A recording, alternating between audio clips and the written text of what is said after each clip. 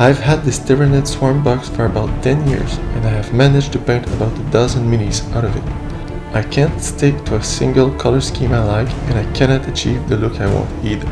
I figured that if I wanted to have a cool looking Tyranid with a nice uniform color scheme, I would have to carve it instead of paint it. This is the journey. To start it off, I thought I would go with a simple Scything Talon to get the feel of it.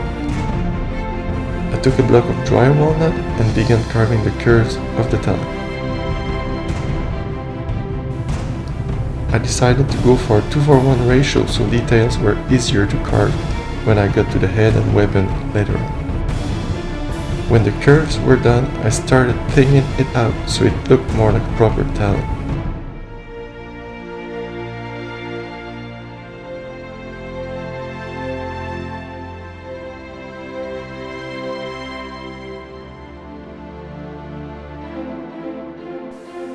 The next step was doing the scales, but I also needed to carve the organic webbing at the base of the talon.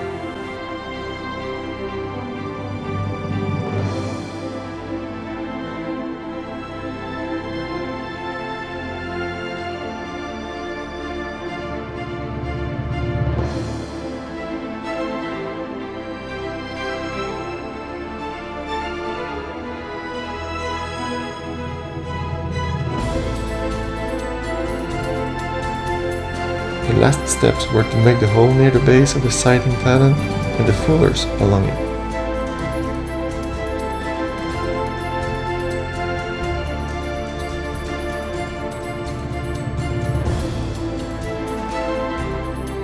With the first Scything Talon done, I was ready to jump right into the rest.